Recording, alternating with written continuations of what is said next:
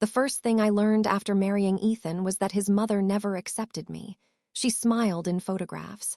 She hugged me in public. She called me sweetheart whenever other people were watching. But behind closed doors, she treated me like an unwanted guest. For 3 years, I ignored it. For 3 years, I convinced myself that things would eventually improve. They didn't. If anything, they got worse. Especially after I bought the house. Not me, I bought it. The down payment came from 12 years of savings, overtime shifts, and a small inheritance from my grandfather. The mortgage was solely in my name. Every document, every payment, every signature. Mine. That fact bothered my mother-in-law more than I realized. At the time, I thought she simply disliked me. Later, I learned she wanted something much bigger, the house itself. 3 months after moving in, Margaret started showing up constantly.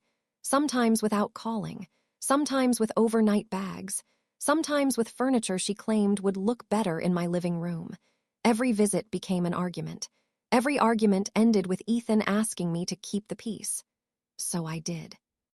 Until the night everything changed. It was a Thursday.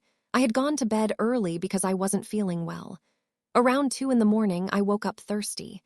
As I started getting out of bed, I heard voices coming from the hallway, Margaret and Ethan. I almost called out, then I heard my name, so I stayed still.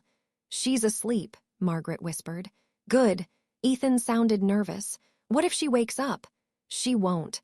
A pause. Then Margaret said something that instantly erased all sleep from my body. "I'll just take the keys." Silence, then Ethan spoke. "What if she finds out?" Margaret laughed, actually laughed. "By tomorrow, the house will legally be ours." My heart stopped. I remained motionless. Every instinct screamed at me to confront them. But years working in corporate finance had taught me something valuable. When people think they've won, they reveal everything, so I listened. And what I heard made me sick. Margaret had convinced Ethan to help transfer ownership of the house. Not directly. That would have been impossible. Instead, they planned to use forged documents and an old power of attorney form I'd signed years earlier while recovering from surgery. A document I barely remembered. Margaret had somehow obtained a copy. And tomorrow morning, they intended to file paperwork claiming I had voluntarily transferred partial ownership.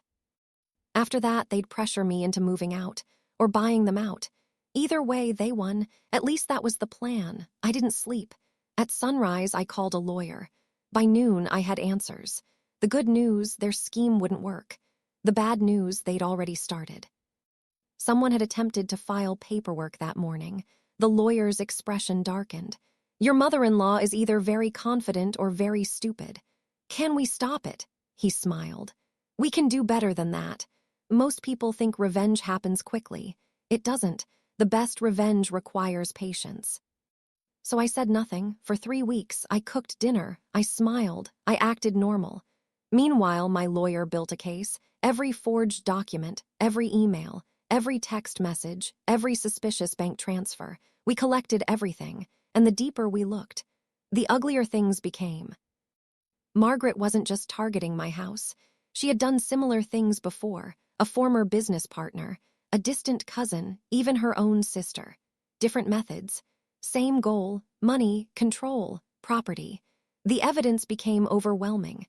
Then my lawyer discovered something unexpected. Margaret had already promised my house to someone else. A real estate investor. She had secretly negotiated a future sale. The woman hadn't even stolen the house yet. She was already trying to profit from it. That was the moment I stopped feeling guilty. A month later, Margaret organized a large family dinner. 22 relatives attended. She loved audiences, loved appearing powerful, loved humiliating people publicly. I had no idea she planned to make me the target. Halfway through dinner, Margaret stood up, tapped her glass, and smiled. The room became quiet. Then she announced, "We have exciting news." My stomach tightened. Ethan looked nervous, very nervous. Margaret continued. "After much discussion, Ethan and I have decided it's time for some changes regarding the house." The room erupted in congratulations. People assumed ownership had already changed. Several relatives even started discussing renovations. One asked when I planned to move. Everyone laughed, except me. I smiled, then stood up. Actually, I said, I have exciting news too. The room became silent. Margaret's smile vanished. I reached into my purse, removed a thick envelope, and handed it to Margaret. What's this? Open it. Her confidence disappeared immediately.